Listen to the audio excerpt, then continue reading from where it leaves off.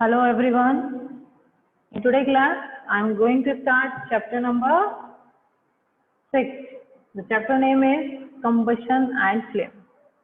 In previous classes, we understand about what is combustible, non-combustible, and what are the conditions necessary for combustion. Next, we also learn what is ignition temperature. A short revision, what is ignition temperature, then we start next topic. What is ignition? The lowest temperature of which a substance must be heated to catch fire and start burning is called its ignition temperature. वो lowest temperature जिसके basis पे उस basis temperature पे आने के बाद में जो भी सब्सटेंस है वो फायर को कैच कर लेता है या बर्न होना स्टार्ट हो जाता है, वो टेम्परेचर, वो मीडियम, वो लोएस्ट टेम्परेचर को हम क्या बोल रहे हैं? इग्निशन टेम्परेचर बोल रहे हैं.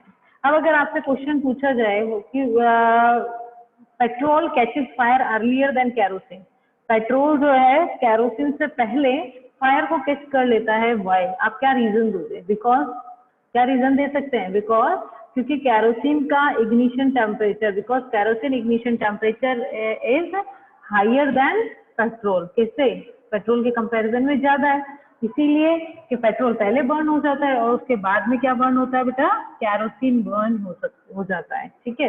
नेक्स्ट हम कह सकते हैं कि भाई कोई कैरोसिन हो गया, पेट्रोल हो गया, इनका जो ये जल्दी बर्न हो जाते हैं, वुड जल्दी बर्न नहीं होती है. यहाँ पर आपके क्वेश्चन पूछा हुआ है कैरोसिन तो जल्दी बर्न हो जाता है लेकिन would can not catch fire. Room temperature पर फायर नॉर्मली नहीं लेती है.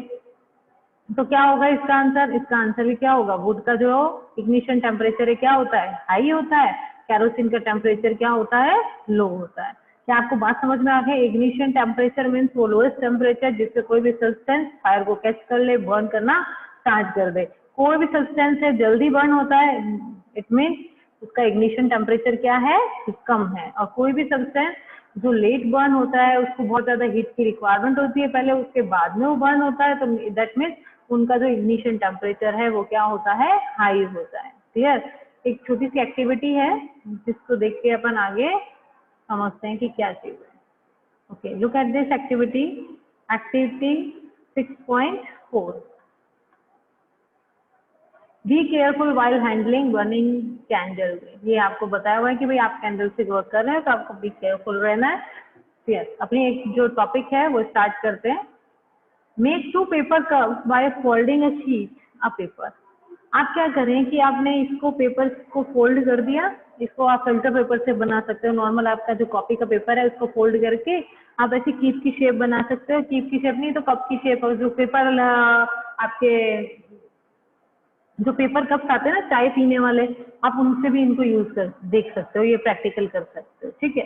तो देखिए हम पेपर कप है या कागज से बनाया हुआ जो कप है, अगर हम कैंडल की इस फ्लेम के पास में लेके जाएंगे तो उसके बहुत हैपन, आप बता सकते हो क्या होगा? हम बहुत आराम से बता सकते हैं. हम सबको पता है कि क्या होगा. क्या होगा? कब जो होगा वो क्या हो जाएगा? बर्न हो जाएगा. ओके, कब क्या हो गया? बर्न हो गया. क्लियर?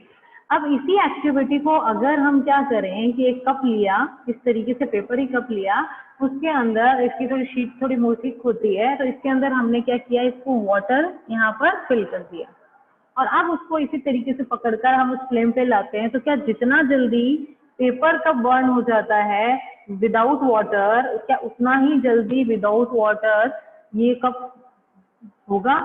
नहीं होगा. क्यों?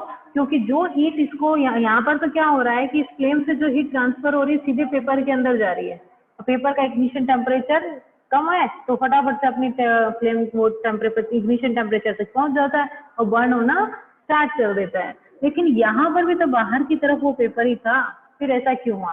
क्योंकि कंडक्शन मेथड के थ्रू ये जो हीट है पेपर क्या करता है? अंदर की तरफ जो वाटर है उसके अंदर ट्रांसफर करना स्टार्ट कर देता है. ठीक है. कंडक्शन मेथड क्या होता है? कंडक्शन मेथड हीट का ट्रांसफर का मेथड होता है जो सॉलिड के अंदर प्रेजेंट होता है कि खुद विदाउट मूवमेंट के, खुद के विदाउट मॉलिक्यूल के मूवमेंट के वो हीट को आगे ट्रांसफर कर सकते हैं सॉलिड सब्सटेंस. तो ये क्या करेगा? यहाँ से हीट को आगे वाटर के अंदर ट्रांसफर कर देगा. जब ये हीट को आगे ट्रांसफर ही कर रहा है तो क्या हीट को ट्रांसफर कर रहा है तो क्या इसका इग्निशन टेम्परेचर वहां तक पहुंच पाएगा जब तक ये बर्न होगा नहीं ना। तो इसीलिए अगर हम पेपर के अंदर वाटर फिल कर लेते हैं तो ये बर्न नहीं होता है। आप ये सेम एग्जांपल बैलून के साथ में कर सकते हो। बैलून को आप ब्लो किया आपने कोई बैलून और उसको कैंडल के ऊपर लेके जाओ, वो इन 1 या 2 सेकेंड में क्या होगा, ब्लास्ट हो जाएगा, ठीक है। लेकिन जब हम उसी बैलून के अंदर वाटर फिल कर देते हैं, उस बैलून के अंदर वाटर फिल किया और उसको इस कैंडल के ऊपर हमने प्लेस करेंगे, तो वो आफ्टर 2 and 3 या मे भी हो सकता है 5 मिनट बाद में, क्योंकि कितना वाटर फिल किया है वो भी तो डिपेंड करेगा। क्यों नहीं ब्रस्ट होता वो बैलून, क्योंकि वो बैलून भी क्या प्रॉपर्टी है, बैलून भी सॉलिड में आ रहा है, तो बैलून भी क्या कर रहा है, कंडक्शन मेथड के थ्रू हीट को आगे ट्रांसफर किया जा रहा है, इसीलिए बैलून क्या नहीं हुआ, ब्रस्ट नहीं हुआ। आई होप आपको ये चीज समझ में आई होगी, ठीक है। Next point is if we continue heating the cup, अगर हम कंटिन्यू हीट करते हैं उस कप को, we can even boil water, और धीरे धीरे पानी बॉयल होना स्टार्ट हो जाता है, तो paper cup. Can you think of an explanation of this phenomena? आप इस फिनोमेना का एक्सप्लेनेशन कर सकते हो? हमने किया अभी कि इग्निशन टेम्परेचर पेपर का वहां तक नहीं रीच कर पाता है जहां पर उसको खुद को क्या होता है, बर्न होना होता है। तो जब उस टेम्परेचर पे ही नहीं पहुंच रहा है तो पेपर बर्न कैसे होगा? तो hence it does not burn, इस वजह से क्या होता है, वो बर्न नहीं होता है। The substance which have very, और ऐसे substance, यहाँ पर एक और डिफाइन आ रही है आपकी, बहुत इंपॉर्टेंट डिफाइन है, ऐसे substance which have very low ignition temperature, ऐसे substance जिनका बहुत ही कम ignition temperature होता है and can easily catch fire, और बहुत जल्दी से कैच कर लेते हैं फायर को with a flame, फ्लेम के साथ में, are called inflammable substances। ऐसे substance को हम क्या बोलते हैं, inflammable substances। जैसे हमारे घर के अंदर जो एलपीजी है, हम उसको कैसे ग्लो करते हैं, लाइटर से ही तो बर्न करते हैं अपने बर्नर को। लाइटर के अंदर कितनी फायर होती है, एक छोटी सी चिंगारी होती है, बस वो चिंगारी जाती है और वो फटाफट से उसको कैच करके फटाफट से बर्न हो जाती है ना। तो कितना लो इग्निशन टेम्परेचर होता है, फ्लेम तो आपको दिखती है, तो वो फ्लेमेबल सब्सटेंसेज है। Example inflammable substances are, inflammable substance कौन से हैं, petrol, alcohol, liquefied petroleum gas etcetera, ये सब क्या है, इनफ्लेमेबल सब्सटेंस है। नेक्स्ट पूछा आपसे, can you list some more inflammable substance? आप और इनफ्लेमेबल सब्सटेंस क्या बता सकते हो? तो हाँ बता सकते हैं, क्या होगा, कैरोसिन हो जाएगा, डीजल हो गया, सीएनजी, कंप्रेस्ड नेचुरल गैस, ये सब एग्जांपल है किसके, इनफ्लेमेबल सब्सटेंस के। Clear? Next one, how do we control fire? आप फायर को कैसे कंट्रोल कर सकते हो? अगर बाई चांस फायर हो गई है, ब्रेकआउट हो गया है, मतलब स्टॉप ही नहीं हो रही है फायर, तो हम कैसे उसको स्टॉप कर सकते हैं? यहाँ पर आपको वो मेथड बताए हुए हैं, ठीक है। You must have seen and heard of fire breaking out in homes, shop and factories. हमने काफी बार सुना है कि भाई शॉप के अंदर, होम के अंदर एंड फैक्ट्रीज के अंदर क्या हो गई है, फायर लग गई है, ठीक है। तो if you have seen such an accident, आपने कभी ऐसा एक्सीडेंट अगर देखा है, तो right a short description in your notebook. आपने नोटबुक में इसके लिए शॉर्ट डिस्क्रिप्शन लिख सकते हो। जैसे आपके 1 एक्सीडेंट इंग्लिश सेकंड के अंदर कोई टॉपिक आता है कि भाई एन एक्सीडेंट आप बताना है, तो आप उसके अंदर भी इसको शेयर कर सकते हो। तो also share the experience with your classmate, अपने क्लासमेट्स के साथ में भी इस एक्सपीरियंस को शेयर कर सकते हो।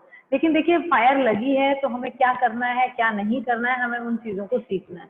तो सबसे पहले मान लीजिए, सपोज करते हैं हमारे घर पे सोफा जल गया, ठीक है, सोफे पे क्या लग गई, फायर लग गई, ये फायर से वो बर्न होना स्टार्ट हो गया। क्या हम क्या करेंगे, फायर ब्रिगेड को कॉल करेंगे, भाई सोफा जल गया, तो बड़ी चीज थोड़ी है, हाँ घर के लिए बड़ी चीज है, लेकिन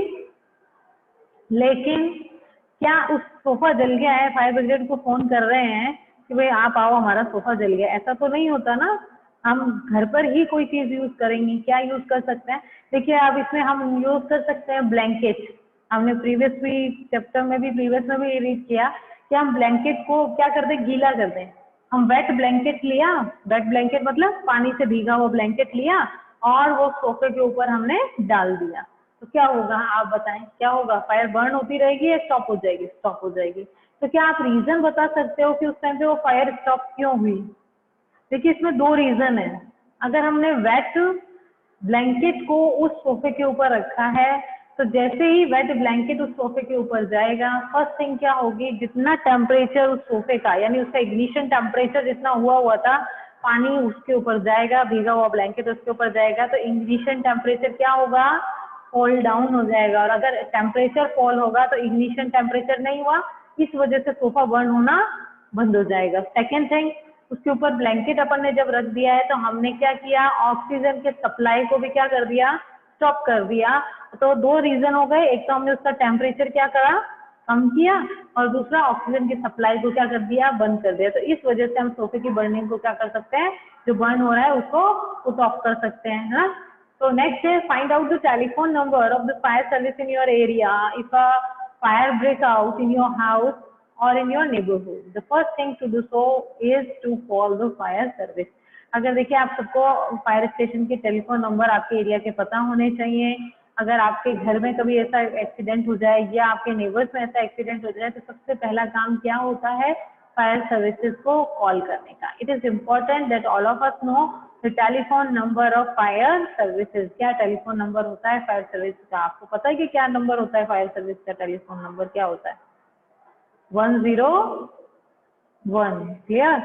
नेक्स्ट, ये देखिए फायर सर्विसेज इस तरीके की रेड कलर की आपने कई बार मूवी में या टीवी में या सामने भी देखी होगी, और इस तरीके से मोटे मोटे पाइप से वहां पर पानी डालते हैं। Does your city town have a fire brigade, अपनी सिटी में आपने इस तरीके के फायर ब्रिगेड स्टेशन है या नहीं है। देखिए when a fire brigade arrive, जब फायर ब्रिगेड आती है तो व्हाट डज इट डू, वो क्या करती है, इतने मोटे पाइप से क्या डाल रही है बेटा, पानी डाल रही है ना। It pour water on the fire, वो क्या करती है, फायर के ऊपर क्या क्या पुट कर रही है, क्या पोर कर रही है, water cool the combustible material, जो भी कंबस्टेबल मटेरियल है, जो भी बर्न हो रहा है मटेरियल है, उसको क्या करेगा, कूल करने का काम करेगा। यानी क्या किया, temperature brought below it's ignition temperature, temperature जो है उसके इग्निशन टेम्परेचर से क्या आया, नीचे आया। This prevent the fire from spreading, तो टेम्परेचर अगर इग्निशन टेम्परेचर से नीचे आ गया तो चीजें अपने आप ही बर्न होना बंद हो जाएंगी। तो ये भी प्रिवेंट करता है फायर फ्रॉम स्प्रेडिंग, फायर को स्प्रेड होने से। Water vapour also surrounding the combustible material help in cutting of the supply of air. अब जब पानी जाएगा और गर्म चीज नीचे से होगी तो पानी क्या बनना स्टार्ट हो जाएगी, वाटर वेपर बनना स्टार्ट हो जाएगी। और जैसे ही वाटर वेपर बनना स्टार्ट होगी वो क्या काम करेगा, वो जो भी कंबस्टेबल सब्सटेंस है उसकी ऑक्सीजन से सप्लाई को क्या कर देगी, स्टॉप कर देगी, और जो फायर है वो क्या हो जाएगी बेटा, एक्सटेंडाइज्ड हो जाएगी, बुझ जाएगी। ठीक है। You have learn that there are 3 essential requirement for producing fire. हमने पहले भी रीड किया था, एक ट्राइंगल बना के रीड किया था कि भाई 3 एसेंशियल चीजें होती हैं जो फायर को बर्न करने में हेल्प करती हैं। ठीक है। Can you list this requirements, 3 चीजें बता सकते हैं फायर होने में या बर्न होने में, किसी भी सब्सटेंस के कंबस्टेबल होने में उस सब्सटेंस को 3 चीजों की किसकी नीड होती है। फर्स्ट फ्यूल, फर्स्ट तो वो चीज होगी फ्यूल, जो भी चीज बर्न हो रही है, वुड है, एलपीजी है, पेट्रोल है, या अगर देखिए हाउस में बर्न हो रहा है किसी भी कारण से, पूरे घर में आग लग गई है तो घर एक फ्यूल के जैसा काम करेगा वहां पर। ठीक है। और सेकंड इज एयर, ऑक्सीजन जरूरी है बर्न होने के लिए। नेक्स्ट हीट, हीट से तो टेम्परेचर, इग्निशन टेम्परेचर हीट होगा to raise the temperature of the fuel beyond the ignition temperature. उस जगह का जो भी इग्निशन टेम्परेचर ऑब्जेक्ट को बर्न होने के लिए चाहिए वो उसको किससे मिलेगा, हीट। अब इन तीनों चीजों में से हम कोई भी चीज को क्या कर दें, इन तीनों चीजों में से हम कोई भी चीज को क्या कर दें, डिलीट कर दें या एक चीज को हटा दें, तो अपने आप ही जो फायर है वो क्या हो जाएगी, एक्सटेंडाइज हो जाएगी। देखो फर्स्ट अपन फ्यूल लेते हैं, अब हमारे घर में एलपीजी सिलेंडर है, अगर हम सिलेंडर को ही हटा दें और उस बर्नर पे हम लाइटर से क्लिक करे जा रहे हैं तो क्या फायर होगा, नहीं होगा। तो फ्यूल बहुत जरूरी है। अगर मान लीजिए सोफा है, सोफे को हमने बैठ कर दिया, सोफा हट गया वहां से, कुछ बर्न करने के लिए है ही नहीं, तो एयर और हीट क्या करेंगे, कुछ भी नहीं कर सकते। तो एक तो बर्न होने वाला जो सब्सटेंस है वो होगा। सेकेंड, एयर, ऑक्सीजन की जो भी सप्लाई है उसको कट कर दीजिए, अपने आप बर्निंग बंद हो जाएगी। हमने कैंडल वाले एग्जांपल में रीड कर लिया था। ठीक है।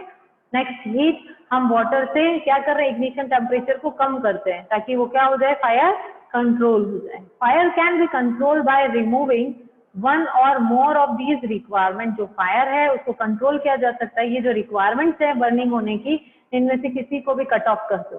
ठीक है। The job of a fire extinguisher is to cut off the supply of air or to bring down the temperature of the fuel। तो हम सप्लाई ऑफ एयर को बंद कर सकते हैं, उसके टेम्परेचर को नीचे ला सकते हैं, दोनों काम भी कर सकते हैं। नोटिस दैट द, एक second, notice that the fuel is most cases cannot be eliminated, क्योंकि ज्यादातर जगह हम फ्यूल को एलिमिनेट नहीं कर पाते हैं। क्यों? अगर सोफा जल रहा है तो सोफे को एलिमिनेट कैसे करेंगे? फायर तो उसमें लगी रही है ना बेटा। एलपीजी अगर सिलेंडर के अंदर ऊपर मान लो फायर लगी है तो हम उसको सेपरेट नहीं कर सकते है ना। इफ फॉर इंस्टेंस या बिल्डिंग कैचेस फायर, हम सोचते हैं कि अगर बिल्डिंग में फायर लगी है तो हम बिल्डिंग को सेपरेट थोड़ी कर सकते हैं। The whole building is a fuel, तो पूरी बिल्डिंग किसके जैसे काम कर रही है? फ्यूल के जैसे काम कर रही है। तो यहाँ सिंपल चीज ये बताइए कि हमें क्या करना पड़ेगा? एक तो उसके इग्निशन टेम्परेचर को कम करना पड़ेगा, सेकेंड हमें क्या करना पड़ेगा?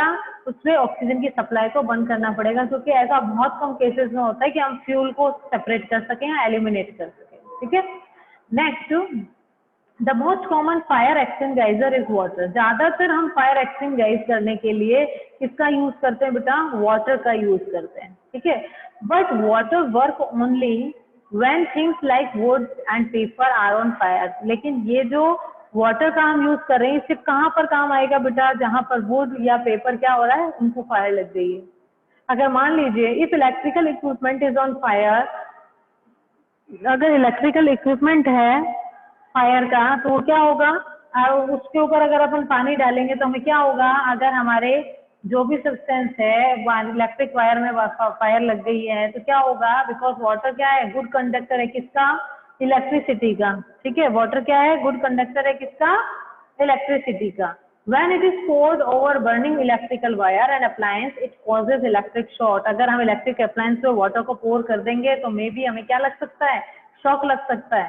Involve in the pre fighting operation, साथ में जितना भी ये जो भी ऐसा यूज कर रहा है उसको क्या कर लग सकता है? शॉक लग सकता है। तो the electric shock can even kill the people. ये शॉक इतना तेज हो सकता है कि वो जो पर्सन इस तरीके का काम कर रहा है उसकी क्या हो सकती है? डेथ भी हो सकती है। तो इसीलिए हमें ध्यान रखना है कि क्या इलेक्ट्रिकल इक्विपमेंट जो हैं उनको एक्सटिंग्विश, उससे जो फायर लगी उसको बुझाने के लिए हमें वाटर का यूज नहीं करना है। Clear? Water is also not suitable for fire involving oil and petrol. Oil और पेट्रोल से जो फायर होती है उसमें भी हमें वाटर का यूज नहीं करना है। क्यों? Do you recall the water is heavier than oil. आपको पता होगा कि वाटर क्या होता है? हैवी होता है किससे? ऑयल से। जैसे अपन ऑयल और वाटर का मिक्सचर बनाए तो ग्लास के अंदर पोर किया तो देखते हैं नीचे की तरफ क्या होता है बेटा? वाटर। ऊपर की तरफ क्या होता है? ऑयल। तो वाटर क्या होता है? हैवियर होता है किसके कंपैरिजन में? ऑयल के कंपैरिजन में। So it sink below the oil. तो वाटर अगर नीचे रह जाएगा तो ऑयल उसके ऊपर क्या करेगा? फ्लोट करेगा। ऑयल फ्लोट करेगा तो क्या ऑक्सीजन की सप्लाई, ऑक्सीजन की जो सप्लाई है वो बंद हुई? नहीं हुई ना। तो ऑक्सीजन की सप्लाई बंद नहीं हुई तो वो कंटिन्यूसली बर्निंग करता रहेगा। इसीलिए इलेक्ट्रिसिटी से होने वाली फायर और पेट्रोल या ऑयल से होने वाली जो फायर है उसके अंदर हम वाटर को यूज नहीं कर सकते हैं।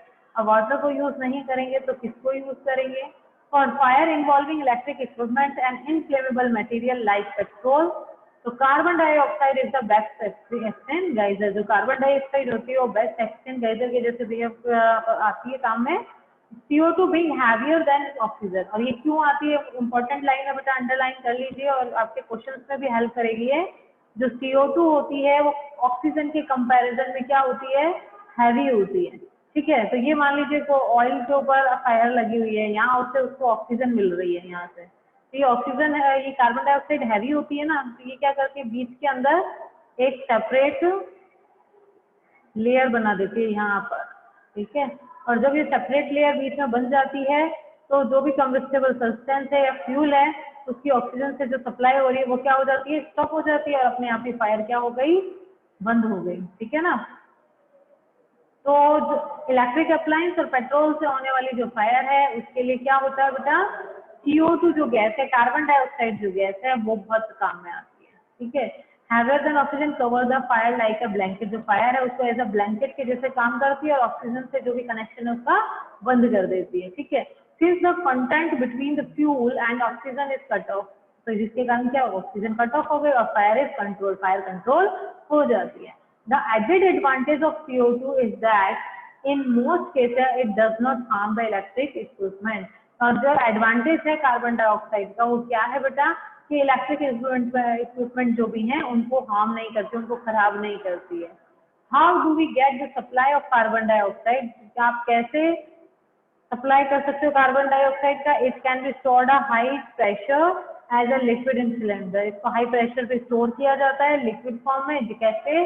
जैसे हमारे घर के अंदर जो एलपीजी गैस है वो सिलेंडर के अंदर आती है। इसको क्या बोला जाता है? इसकी फुल फॉर्म क्या है? What is the full form of LPG? Liquid petroleum gas. इसको जिस तरीके से सिलेंडर में हम सेव करके स्टोर करके रखते हैं, वैसे ही कार्बन डाइऑक्साइड के भी सिलेंडर्स को स्टोर करके रखा जाता है। When released from the cylinder, अब जब इन सिलेंडर से कार्बन डाइऑक्साइड को रिलीज किया जाता है तो carbon dioxide expand, carbon dioxide फैलती है एनॉर्मसली, बहुत ज्यादा इन वॉल्यूम, बहुत ज्यादा वॉल्यूम कवर करती है एंड कूल डाउन, और ठंडी होती है। So it only forms a blanket around the fire. ये एक ब्लैंकेट के जैसे बिहेव फॉर्म कर देती है फायर के ऊपर। It also bring down the temperature of the fuel, और ये फ्यूल का जो टेम्परेचर है उसको भी क्या कर देती है? कम। और इग्निशन टेम्परेचर से कम होते ही जो भी फ्यूल है या ऑब्जेक्ट है वो बर्न होना बंद हो जाता है। That is why it is an excellent fire extinguisher. तो इसीलिए इसको excellent fire extinguisher. Another way to get CO2 is to release a lot of dry powder of chemicals. अब ये तो फायर एक्सटिंग्विशर है एक्सीलेंट, कौन? Carbon dioxide. लेकिन कुछ केमिकल्स पाउडर फॉर्म में हमारे पास में है, जैसे सोडियम बाइकार्बोनेट, पोटेशियम बाइकार्बोनेट। अब इनको अगर, इस ड्राई पाउडर को अगर हम फायर के ऊपर डालते हैं तो ये रिएक्शन करके कौन सी गैस रिलीज कर देते हैं बेटा? कार्बन डाइऑक्साइड गैस रिलीज करते हैं। तो इन पाउडर्स का भी यूज किया जाता है किसके अंदर? फायर को एक्सटिंग्विश कराने के लिए। क्लियर? ओके।